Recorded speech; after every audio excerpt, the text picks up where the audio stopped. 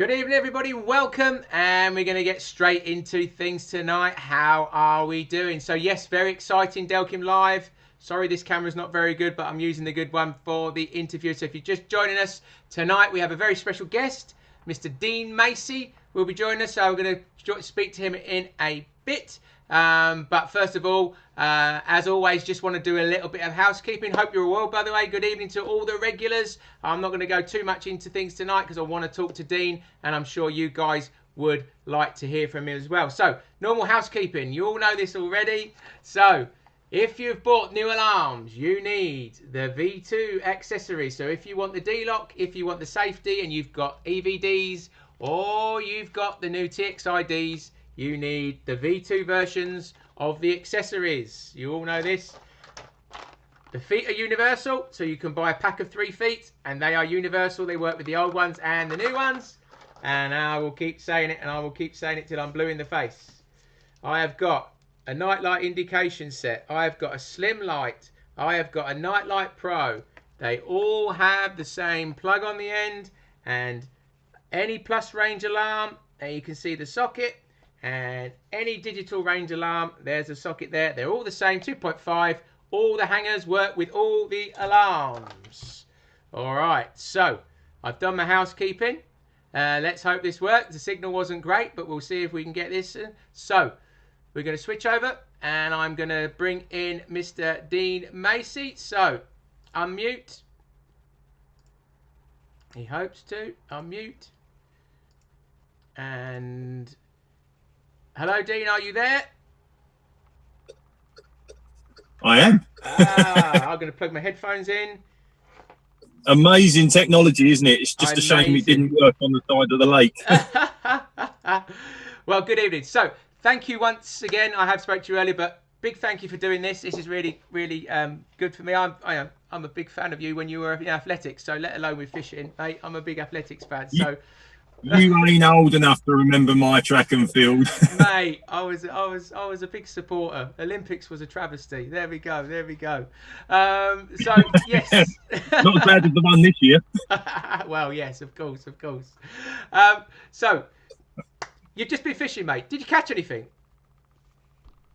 I did. I had 2. I had a 21 and a 27.5. But to be fair, as much as that sounds awesome, I think there was probably a couple more bites on the day to have today. But it's the first time I'd actually fished the venue, so I just chased myself around. Like, the sun was out for 5 minutes, so I tried to get them on the top, and they started having it, and then the wind started blowing from the northeast, and it was freezing. I think I got sunstroke. I think I got frostbite. It was one of those days. So when I didn't have 4G down at the lake, and I decided to pack up and drive up to the road so that we can have this chat, it sort of done me a favour, because gone in. I had the wind base feeling bite, to be fair. And by the time we finish this, the M25 will be empty anyway. Well, I hope so. Don't want it to get stuck completely their way home. So, look, mate, I'm just going to answer some basic questions, because I know, you're an athletics man. That's what people would know you for. Well, older people perhaps like myself, but now you're TV celebrity, fishing celebrity. Mate, how on earth did you get into fishing? Where was your, when did it start? Started a long time before I put on a pair of spikes, believe it or not. So my old man in the garage, right up on the top shelf, it's lucky I was 6 foot when I was 9 years old, innit? But right up on the top shelf, he had some old tatty fishing gear. He had this, like, I don't know, it was like it had green frames and like a black leather material outer seat box. Then obviously he had the toolbox, tackle box inside. And a couple of sort of dirty, great, horrible orange rods and some Mitchell, whatever they were, reels. But all that aside, in the tackle box was a dirty, great, big hunting knife. And so every time I come home from school, and when I knew this was here, I used to climb up on the top, get all the fishing gear down, get this knife out, and then just play, tie the school tie around my head, and just make games up and try and entertain myself as a kid. Yeah. And every time I heard my dad drive up onto the drive in the evening, coming home from work, I used to get everything back in the garage, put it back up there. And one day came home early and caught me putting it all back, and he went, "You've been playing my fishing gear, boy." And I was like thinking, I couldn't really turn around and go, "No, Dad, I've been chasing my sister around with this fish, playing Crocodile Dundee." No, I went, yeah, I've been playing with your fishing gear. So that Christmas, he gave me the fishing gear. I had no interest in fishing at that point. I was only 9, 10 years old. None of my friends or family fished, even though my old man had done it in the past. Yeah. Since I was born, he hadn't taken me or been. So I got the fishing gear for Christmas. I was like, yeah, wicked. And I think it was probably a couple of 3 months later, I got grounded. I wasn't a naughty kid. I was misunderstood. Yeah. I got grounded. And so I went and sat out in the garden underneath this massive, great big 50-inch umbrella that he had. And while I was sitting there looking for all this fishing gear, didn't have a clue what it done. It started to rain. And as we all know, sitting under a brolly or sitting in your bivvy with the pitter-patter of the rain on top, it's mesmerising. It's a lovely sound, isn't it? It is a lovely sound. It's like Narnia, isn't it? You walk through the wardrobe and there's the lion, the king and the witch and all that stuff. You know, it just transformed me into the... I was a really miserable kid at that time because I was grounded, and I just went straight into this. Oh my God, this is amazing! And so I tried to sort of teach myself how to fish and how to enjoy the outdoors in that way from there on in. The first time I ever went fishing, I didn't even understand what a bow line was. I used to try and backwind the line out. I got into so many messes; it was unbelievable. But yeah, that was probably 9 or 10 years old. So that was one of the first sports I ever did. So then, but then obviously, athletics became a huge part of life. So when did you first pick up a pair of spikes then, mate? 14, 15. I did a lot of sports. So I swam for the county. I played basketball, table tennis, swimming. Well, that is swimming. But I did a lot of things. Track and field was actually the last sport that I tried, and I think I picked it really quickly. I think within 2 years I qualified for the World Juniors, and within 3 years of doing it properly, I'd won a World Junior silver medal back in 1996. And I think the reason I progressed so quickly in that was because I had such an eclectic sporting background. But then I think what helped me in sport was the fact that when I was in English, I couldn't read. When I was in maths, I couldn't add up. When I was in science, I didn't know what a Bunsen burner did. And when I was in history, I didn't care what Sir Francis Drake was up to 2,000 million years ago or whatever. So, but when I was in PE, I was always the first person that people used to have, like, literally fisticuffs to have me on their team. So I wasn't academic as a kid. I was all about sport. I got into a bit of trouble when I was in school. And every time I got into trouble, they used to go, right, Dino, go out to the AstroTurf and practice your triple jump. And so out I'd go. Everyone else is sitting there with their heads in their books. I'd be out there, wind, rain and shine, just practicing my triple jump. And that was it. Rest is history. So were you doing any fishing, or did fishing get completely knocked on the head during this period? And so what how did those two fit together? No, all the way through. Yeah, no, all the way through school. I had a couple of really cool friends, Kieran, Darren. There was a few of us that really sort of just dipped our toe into the angling world. Did the odd night over Gloucester Park with like a pickaxe handle because we'd heard it was really dangerous, and sitting on the deck chairs with your monkey climbers. Didn't know head torches, no buzzers, no nothing like that. Do you know what I mean? It was like proper rustic stuff. You know, you was only 12, 13 years old. And you'd feel like you was an old man with your back sitting on the deck chair all night. But so yeah, I was fishing all the way through. I had a 3-year gap from fishing, and that was from when I won the World Juniors in 1990, when I won a silver in the World Juniors in 1996. I sat down in McDonald's the day after I got my medal, and I said to my parents, look, I've been in education for 10 years now, and I'm still thick. But I've been doing this for 3 years, and I'm the second best on the planet for my age group. It doesn't take a brain surgeon to work out where I should be channeling my energy. And so from 96 to 2000, 99, 2000, from 96 to 99, I didn't fish because I went full-time. And by full-time, I meant I had a lifeguard job in the morning from 6:45 till 12. Then I trained from 1 till 5, and then I'd stack boxes in a warehouse and just did all the forklift stuff from 6 till 10 in the evening. Did that for a couple of years, won a world championship silver in Seville in 99, turned pro. First thing I did was go fishing. So really, without hobbies, fishing, athletics, sporting backgrounds, you think your life might have gone in a very wrong direction? I've said this many, many times when I've done presentations and motivational speaking and just Q&As in front of a lot of people. If it wasn't for track and field and if it wasn't for fishing, giving me something to do and take my mind off of the mischievous stuff that was so easy to get involved with as a kid, I don't know where I'd be. I really don't. Were you in a rough? Were you in a rough? Well, Canvey Island, but I don't know where you lived as a child. But was it a rough area where you were? Mate, I'm born in Basildon, mate. I was born in Basildon. I was brought up in Benfleet and Southend, so yeah, I know the island. But yeah, Canvey. Don't go to Canvey. Nah, well, you do. You can go Canvey, just only go the once. It's a good place to self-isolate. Yeah, not now. It ain't. It's little London. But no, I wasn't. Look, I'm not an horrible person. I wasn't I was a mischievous kid. I got bored really quickly. I used to love getting chased for random, useless, stupid stuff. All sort of smack wrist sort of stuff. Nothing to get locked up with. No. But it just, what it's like when if you're training for a professional sport, you have to allocate a lot of energy, a lot of time, and when you allocate that energy and time, the other 50% of your life is generally made up of resting. So I haven't got the energy to go out and drink and get into fights and do this, that, and the other, which is quite common from 16 to 25. That's young, dumb, full of cum and all that stuff, isn't it? So it's I was busy making my profession, and you know what it's like with fishing, mate. There is no. I've just had a short session today, but I got up at 4 o'clock and I'll be home at 8. Yeah, so sometimes I wish I took up golf. Well, yes, I'm a golfer, but there we go. That's I'm boring. So yeah. So obviously, it must have been devastating for you to have to give up the athletics because of injuries were the thing that really killed your career, because you had, we all know you Commonwealth champion, you was a world medalist and very, very close of winning a medal in the Olympics as well, and an injury cost you. But in a strange kind of way, did you know that you still had something else that you could sink your teeth into once your athletics was over? No, I didn't think about it. No. I think that's one of the reasons why retiring from track and field took me by surprise. It didn't take me by surprise. I didn't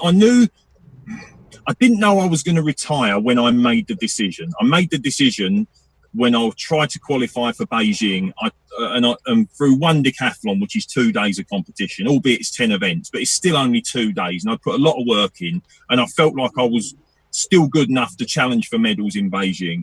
And me back went, me leg went, me arm went, and I thought to myself, oh, Christ almighty, if it's going to be, I still felt like mentally and physically I had the ability to get to the shape that I needed to be in, but for some reason or another, it was like a snowball effect. I'd hurt one muscle and that would give me a problem somewhere else. And in the end, I just had this sort of almost light bulb moment halfway round my very final decathlon, 1,500 meters. And I just thought, I'm done.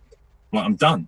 And even though it was very clear to me that was the last ever competition I was ever going to take part in, it still took me a couple of years to get my head around it. I didn't have no backup plan. I didn't have any business plan. I didn't know where I was going to go or what I was going to do. I knew I was going to, I went fishing pretty soon afterwards, and I knew I was going to love that because I had a bit of time on my hands. But even like now with lockdown, I know we've been allowed to fish for the last few weeks, but it's even now where my work has been quite badly affected with regards to the track and field coaching side of things, I still have to feel like I've earned my time on the bank, even though fishing is part of what I do for a living now, so I have to sort of go fishing, catch fish and do the filming and stuff like that, but I still have to warrant that in my mind.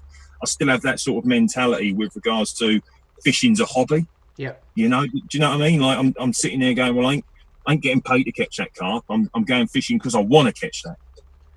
Yeah.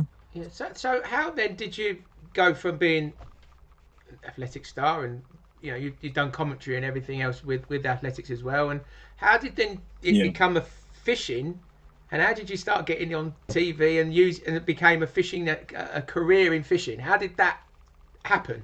Or No, well, look, I sort of teed it up a little bit with the hope of getting a fishing show at some stage. I thought to myself, cool, if someone paid me a couple of grand to go and do a fishing show and I got to meet some really cool anglers and got to fish some really cool venues, that'd be amazing.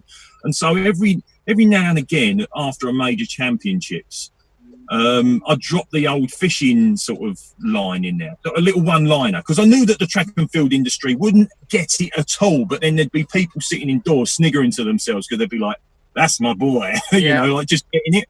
And I remember after the 2000, I can't remember what competition it is, but I remember after the 2004 Olympics, they said, "Oh, it's the second Olympics, another fourth place. You must be really disappointed." And I was like, "No, I was quite pleased with fourth place. I thought I was going to come 10th, you know."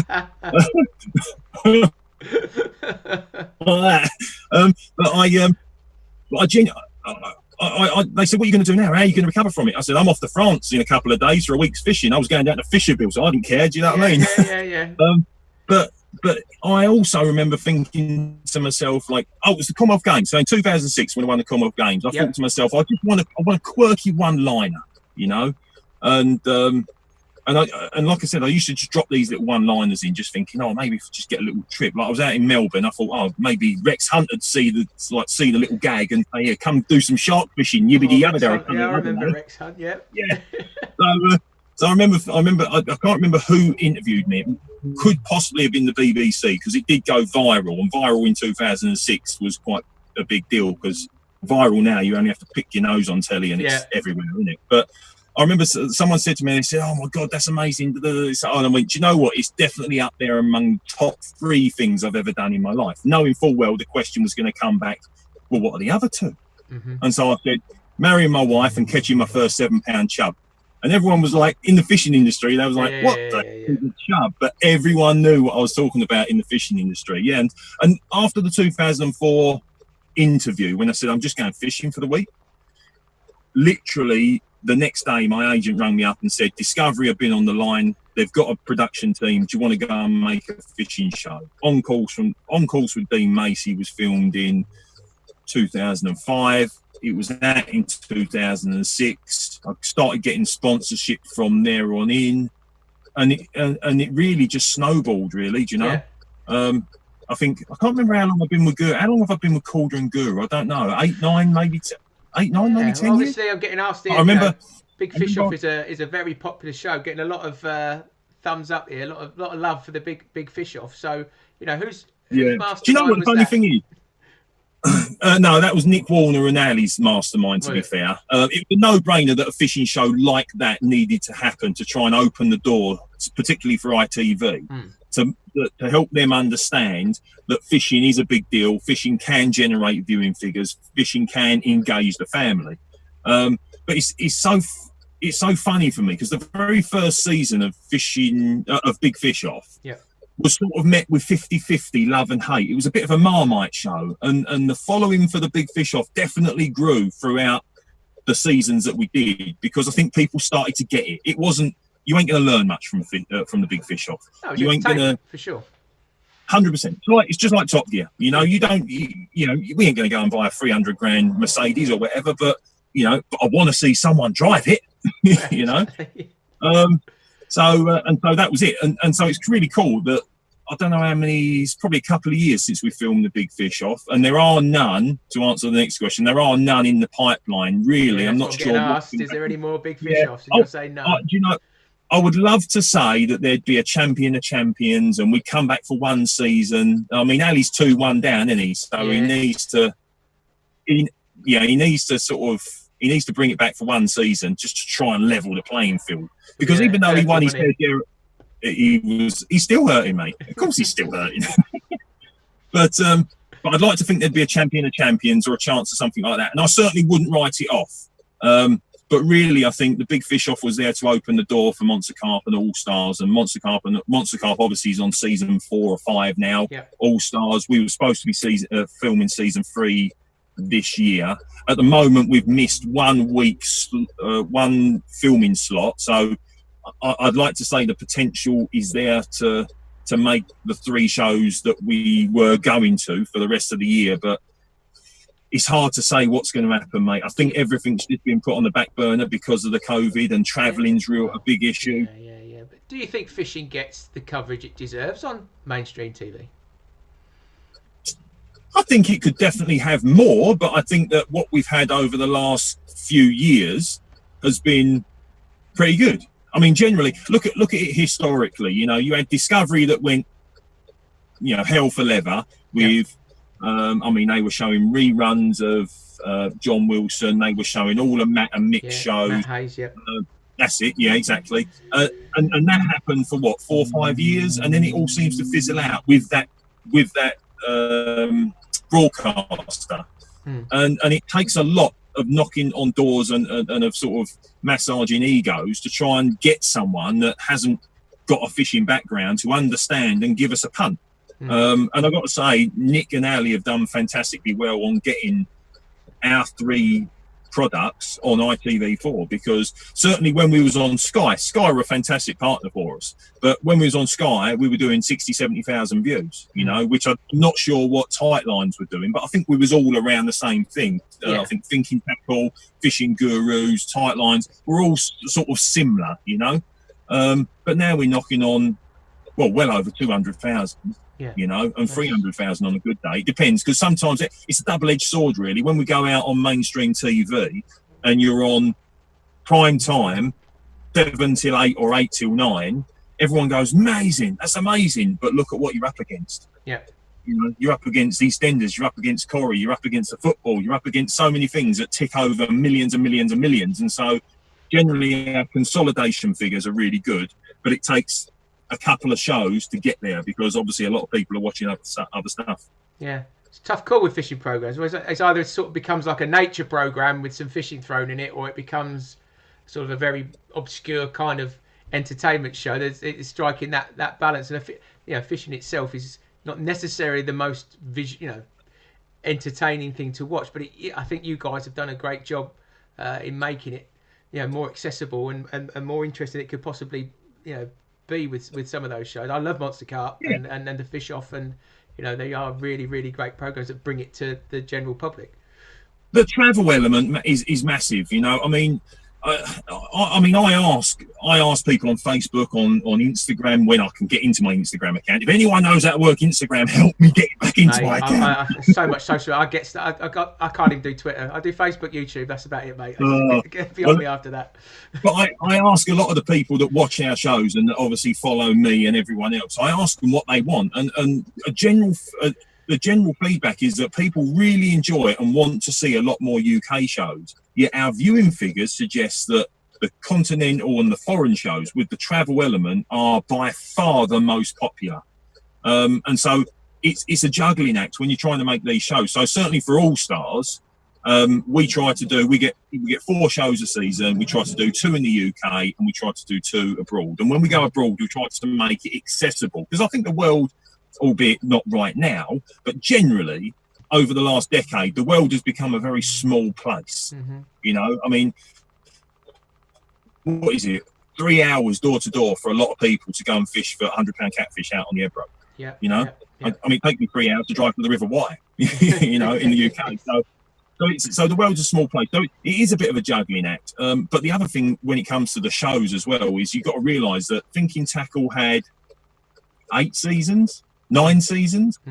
Gurus had 8 or 9 seasons, and all of those pretty much were filmed in the UK. And so everything that's done in the UK, or everything that we want to film in the UK, we've almost kind of trodden on before. So we've got to kind of go back over old ground and make it a bit better. And you know what they say about sequels? You never watch the same movie twice, because it's never quite as good. Certainly never go out with the same woman twice.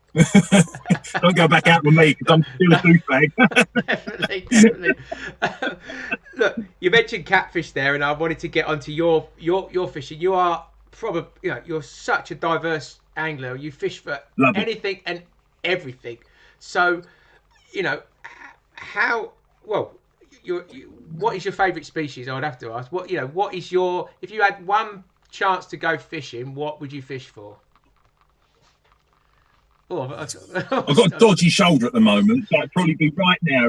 But I mean, I love me tench fishing in the spring because it's such a small window. You know, you got probably 5-6 weeks where they're having it, they're big, they're in condition, then they spawn, then they become ever so finicky and funny. And let's face it, you know, some species look all right when they're empty, but a tench is it's not the one, is it?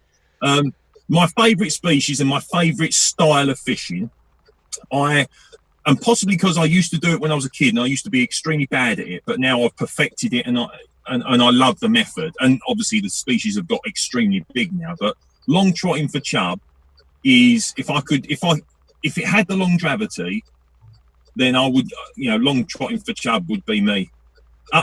up to my belly button in water, in the middle of a river with my bait caddy on, maggots, 30 great loafer, 14-foot float rod, big long sweeping strike, bail arm open, the line across your index finger. You think, oh, I've got to shut the bail arm. I'm not a centre pin man. Not a centre pin man. Oh, what? Not traditional. My dad loves a centre pin down the old. No, look, all people. Look, I totally get centre pins, right? But then when you want to fish the far bank, I'm going, bing, and all the centre pin boys are stuffed. Fair enough. And then, all right. So you love your chub fishing. If you were going to do that, and what would be your favourite venue then to fish for it? Or fish for chub? Where would you go? Where would you choose? Oh, I mean, I've had some phenomenal days on the Lee. I've had some phenomenal days on the Kennet. I've had some amazing days, albeit not big fish on the Wye. I've done all right on certain stretches of the Thames, the Chelmer, the Avon.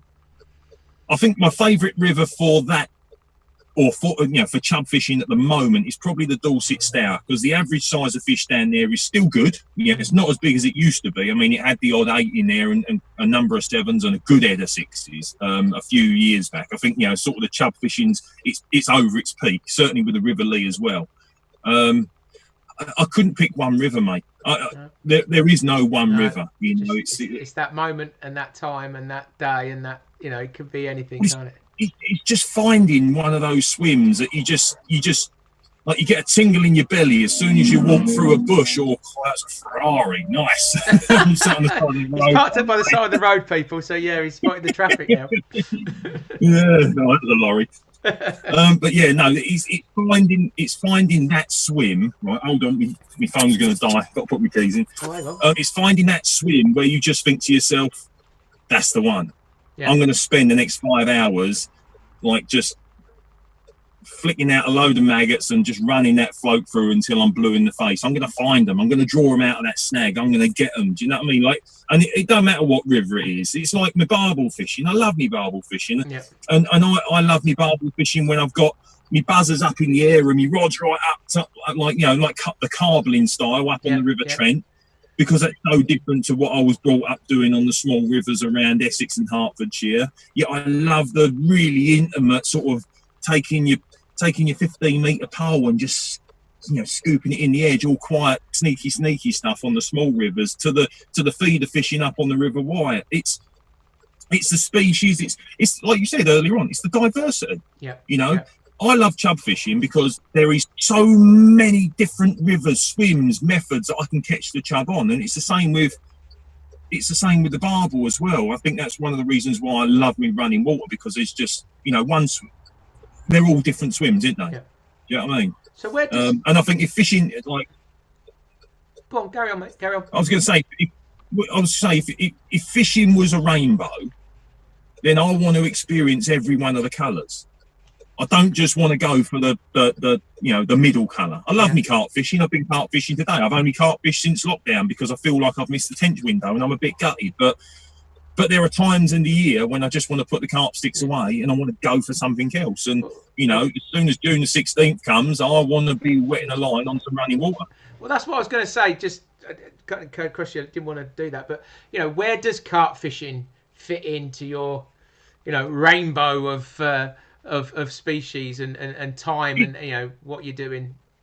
I would say it possibly has become the main colour, because it's the most accessible species on the planet. Like you throw a dart at an atlas and I could probably find a decent carp venue in that country. Carp fishing is kind of the rock and roll of carp fishing of fishing in general. It's very popular. Depends who you ask. I know, but it's kind of celebrities are doing it and everybody's into it, and it would never used to be that way. But it's it just seems to be the main thing at the moment. But it's very accessible, and by accessible I don't just mean like, I can find a lake that's nice and clean and comfortable, which I can, but there's lots of them lakes and they are all over the world, and they are one of the biggest, most common fish that everyone wants to have a go for. So it's I'm not knocking carp fishing, by the way. I've just realised that I feel like I'm slating it. It's becoming the main dominant colour for me because of the accessibility, because it's easy to just go for a day's carp fishing somewhere. I can go and pick a little puddle and do some commercial bashing, or I can go somewhere and do a load of stalking like I've done today, or I can go Grenville and smash it 150, 60 yards and do some extreme range fishing. You know, there's so much within the carp fishing umbrella, but and it's all very easy to access, you know. Whereas the other generally you're putting a big bend in a rod and all, which is always nice. I did today, my friend. I stalked a very angry one out of the edge, a 27 and a half out the edge today. Nice. Yeah, beautiful one. I'll send you the picture, mate. It was a really dark, scaly one, and it weren't empty either. Probably a malefish, very rough, but no bruiser. But with the other species, it's not as accessible. You know, with the other species, if you want to go and target a 40-pound carp, right, I could give you 30 venues right now, right? Some day tickets, some clubs, some syndicate, right? There's something for everyone. But if you want to go and target a 15, 16-pound barbel, you know, you've almost got to go and wring someone's neck to get that information, because there ain't a lot of them around nowadays, you know. And the same with, you know, I mentioned chub earlier on, one of my favourite species. I reckon 5-6 years ago, you know, a 7-pound chub was a very doable fish. But because they're not a stocked fish, you know, they're over the hill now. And so, you know, I had a bump a couple of years where I caught a lot of very, very big chub. Now, I mean, I had a couple of good trips down on the Dorset Stour last year. Did some filming for the for Dino's diary. I think I had 18 fish and 7 sixes or something, which is fantastic. But the sixes are getting towards the top end, whereas 5 or 6 years ago the sixes would have been what you was catching on the way up. You know, so yeah, I think that's one of the reasons that still draws me to the specimen angling, because of the challenge. You know, not that there ain't a challenge when I'm carp fishing, but when I'm carp fishing, I go and I want to enjoy myself, and I don't have to catch, but I expect to catch. Yeah. You know, if I fish right, I fished all right today, but I can fish like a melon and screw it up like anyone. But if I fish all right, I feel like I should be catching. Okay. But for other species, I can fish a swim on the River Lee and fish it amazing, nail everything to the deck, you know, do nothing wrong, and it don't go round, because you're fishing for you know, really rare fish.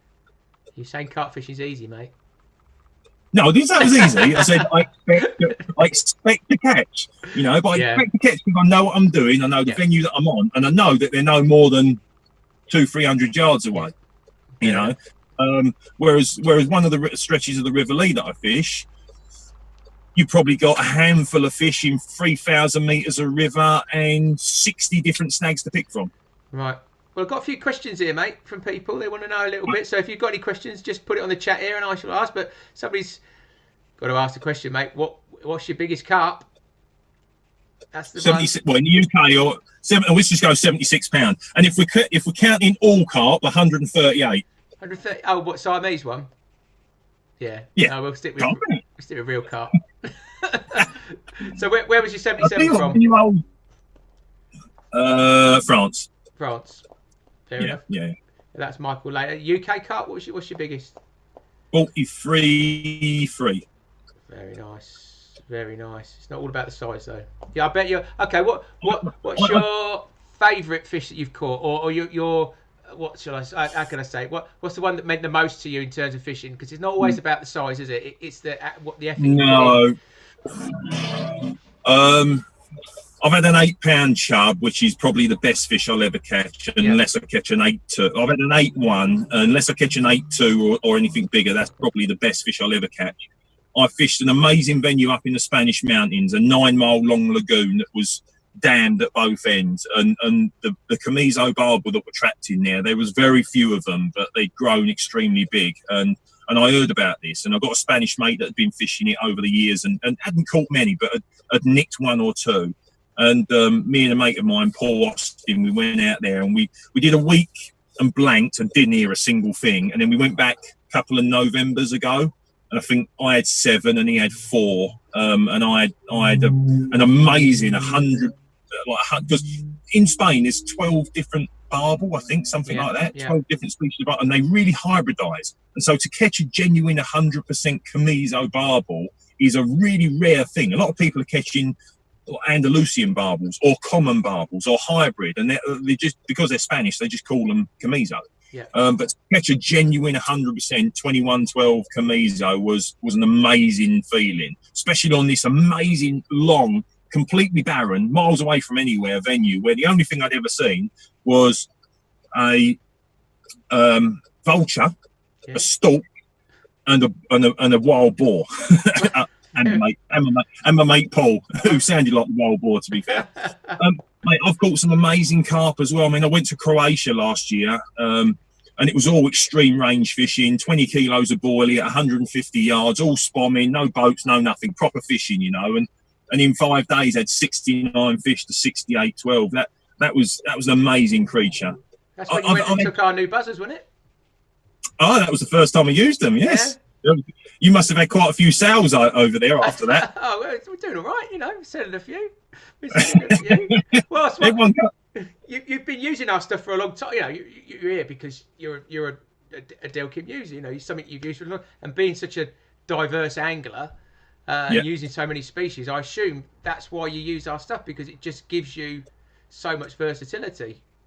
100%. From literally turning everything down, so I'm just hitting screaming runs when I'm fishing on the River Trent with 8-ounce leads and the rods are hooked over because the flow's so powerful, to everything super sensitive for the roach fishing at range on places up in Oxford in the middle of winter, when you're literally fishing an 18 and a single maggot on a little helicopter rig, looking for that. Yep. You know, that's all you're looking for, sort of thing.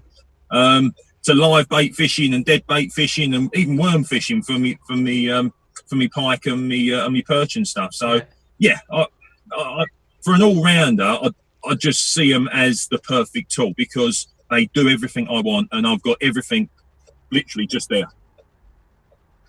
And what do you reckon to the new ones compared to your old ones that you had? Yeah, super, mate. Yeah, super. Literally.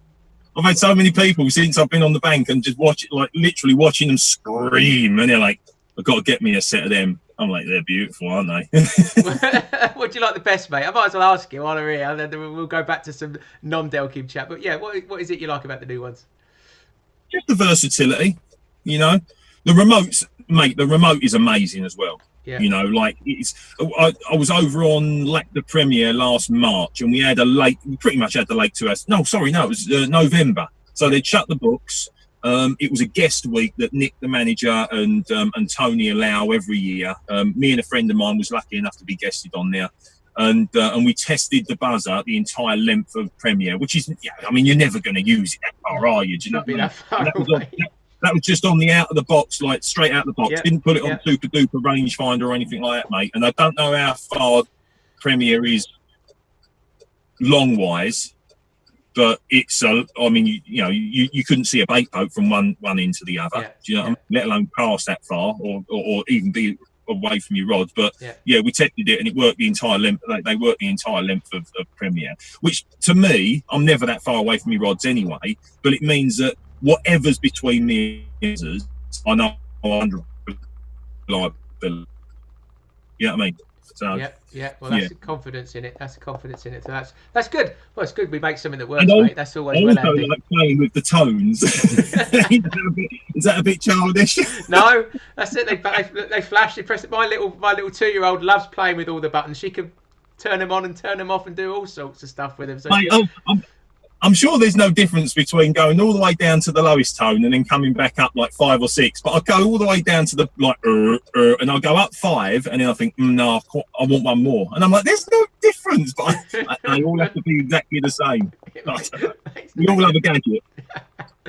So look, we're out of lockdown now, and obviously things are picking up. So what are you at? What's your plans for the next few months? What's going to happen? Obviously, I assume you're going to be doing fish. Are you doing filming, or what are you going to be up to, or is it just so up in the air at the moment? Well, no, it's not up in the air, really. I mean, track and field has just been cancelled. So unfortunately, all my academies and all of my other work commitments, aside from fishing, have been just gone. So that's unfortunate. It is up in the air. We're just all still waiting. I mean, Guru called. They only went back a week ago. So yeah, we just place so that we can get some social distance filming done and some bits and bobs. But still, not everyone's back rocking and rolling. No, definitely not. Definitely not. But do you think? Well, we've noticed it, with our business. It seems to have gone absolutely through the roof. And I think since lockdowns opened up, whether everybody who's ever thought about fishing is now going fishing again, I don't know. How do you think? I think anybody, everybody's still locked down. They're going, right, I'll go fishing instead, and everybody's just buying up kit left, right, and centre. What have you noticed that? It seems to be, because some of the venues that I wanted to fish and I've had to phone up for a place, I felt like I was pretty good and pretty early, and they were all gone. I definitely shouldn't have watched that Last Kingdom episode last night, Dean. I got up earlier. Mate, it seems to be extremely busy everywhere. I mean, I was lucky. I was at a friend's place, RG Fisheries, today down in Kent. So he's. I mean, it's all shut up shop down there. So he's only letting a limited amount of people on per session. So, but I'm not in any rush to go and join the crowds at the moment. No. I mean, it's sort of spawny season as well, isn't it? And to be fair, it's really weird for me, because right now I'm normally either doing my half-term academies or going in and doing loads of inset days and CPD courses, and this is my work. This is where I work a lot from now until September, and where that's all been written off, I don't really know what I'm doing. Like, I don't know what to do. I've got time to go fishing. And I'm thinking, I'll just wait for June the 16th, get the rods out on the Lee or the Kenny or the Y, or do something like that. And now I'm thinking, I could go before that now. So do you see you're always going to be splitting your time between athletics and fishing, or do you see anything taking more time than the other? Obviously, you've got your academies and you do a lot of work. You're doing charity work, you're doing all sorts, and then you've got your fishing side as well. So, fishing is growing and growing. Do you think your life's going to change in that way, or are you happy with the balance at the moment? No, I love the balance at the moment, but I've got to be honest with myself that fishing is a much friendlier sport to the old man than track and field. And I'm certainly nearer the old man than I am the young man. You tell the young people what to do, though, mate. Mate, I had to jump the fence today because my key fob didn't work with the gate. So I jumped over the fence, and on the way down, I remember thinking, this is going to hurt, Macey. And I used to bounce. I don't bounce anymore. I just hit the floor like a brick. The thing is, I spent 2 decades of my life trying to be one of the best all-round athletes on the planet. And it's a very small percentage of the entire global historical population that have been able to achieve or get to the level that I got to. And so I love sharing that knowledge, and track and field is such a diverse sport, similar to fishing. Like, you ask any carp angler how to run a float down a river for a chub, or not any, that's doing them a disservice, but you ask an awful lot of new carp anglers, they wouldn't have a Scooby-Doo where to start. And that's the same with track and field. You ask a sprinter how to get someone to throw a shot put, and they haven't got a clue, yet they're still an athletics coach. And so that's what I really love doing, bringing that diversity together to give them all the information they need. So I can't ever see myself giving up the athletic side of things. I can see it becoming a slightly smaller or sort of changing in some more interactive way in the future, just because the old knees, elbows, shoulders and can't take what I do anymore. Because I lead by example. I never ask anyone to do what I'm not prepared to do myself. So after a hard day's coaching, I've not only done the coaching, but 9 times out of 10, I've done the sport and the event for the kids and the teachers and the coaches myself anyway, So, and I still, when I go over a hurdle or throw a jav or jump a bar, I still look like I used to. Yeah. They just don't need to stick their phones on slow-mo now because I do it all for them. So we're going to wrap things up because we've been going for 45. I'm sure you want to get home, but I do appreciate your time today. I think Bill might move me on soon. I'm parked up in a lay-by. Going to maybe ask a couple of questions. So, couple of quick fire ones, perhaps. So, fishing or athletics?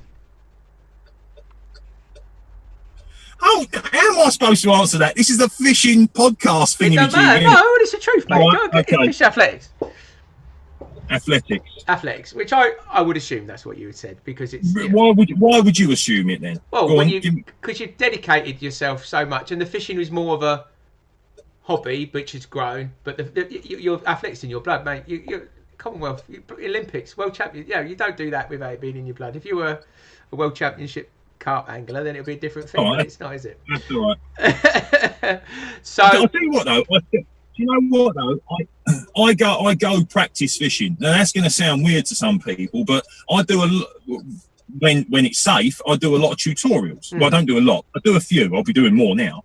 But the one biggest thing that I found that makes a difference between people like Rooney, Ringer, Dovey, Ali, Spoon, even myself, you know, that's different to the vast majority of people. It's not bait, you know. There ain't no secret bait. I just take plain old cell or plain old link down to the lake. The fish eat it, you know. It's the technical aspect of fishing that makes the biggest difference. It's seeing a fish bosh and putting a lead one time only in the rings, rather than taking 5 or 6 chucks and then by the time your rig's there, the fish is long gone, you know. Or clipping up to a far bank under a bush and taking 3 chucks as opposed to 23 chucks, you know. It's that technical side of thing. And so I go practice fishing like I used to go practice track and field.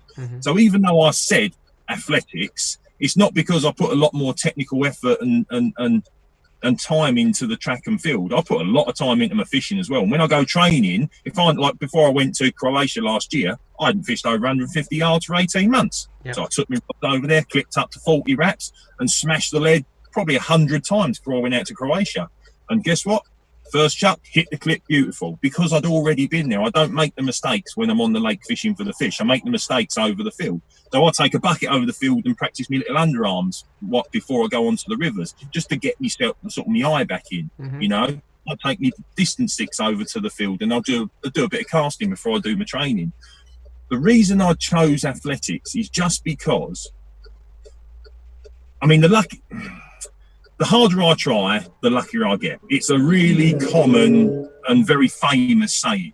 And I think that's the same with fishing, right? The harder you try, the luckier you will get. Now, consistency is, you know, catching a big one out of the blue, first fish from a new lake is a 40 pounder or whatever. That is an element of luck, unless you can see it and you're stalking it. But there is no luck in track and field. Like, you got 2 days, for me, I've got 2 days a year to put 10 months of training into that track. And if I muck any one of them 10 events up, I don't win a medal. You know, and you're up against every single time I stepped foot on that track, it was up against the very best 20 all-round athletes on the planet. And so that's the only reason, because the satisfaction when you catch a big one or when you win a medal, it's kind of similar, you know, but you catch a big one an awful lot more than you win an Olympic medal or a world championship medal. And so I get it. That's the reason, you know. Yeah, of course. I say that the point that you're making there about, you know, practicing fishing, you know, that I don't know whether many people do that or not, but yeah, learning the skills and the bits that you need to do. I think that's quite an interesting point there. You're practicing casting, you know, I don't think many people practice casting unless they're actually at the venue, but that's it's a great point to, you know, people should do that. The 2 things you can't buy in a tackle shop are patience and watercraft, right? But the one thing you can do is just go and make sure that once you build that experience and that watercraft, then you can go and practice to make sure that you don't wreck the opportunities. I wreck opportunities. We all do. You know what I mean? Not every single time that it hits the clip perfectly, but over the course of a year, I reckon the technical side of things probably accounts for 30% more fish. I genuinely do, you know, because a lot of commercial venues, you're flicking it out tight to a far margin or an island or a feature. And if you can do that with 1 chuck, you're going to catch so many more fish than if you can do it with 5 chucks. Oh, you're competing against other anglers as well, because they're all trying to catch the same fish that you are. And that's why it's called fishing, mate, not catching, isn't it? Well, I caught today, so I don't care. You don't care. That's awesome. Look, mate, I don't want to keep you any longer. It's been a real privilege, and I've really enjoyed talking to you, mate. And I do appreciate it, and I hope to catch up with you soon in real life when we get back to the shows and whatever else we do. But I hope everybody has enjoyed this. Dean Macey, thank you very much for your time. My pleasure. Enjoy whatever fishing you're going to be doing during lockdown. I hope everybody's enjoying it. Thanks, everybody. It's good night from me, and it's good night from him. I'm going to go and join the M25. Yeah, he's going to join the M25. And we'll see you again next Tuesday for another Delkim Live. Thanks, Dean. Take care. See you, Good night. buddy.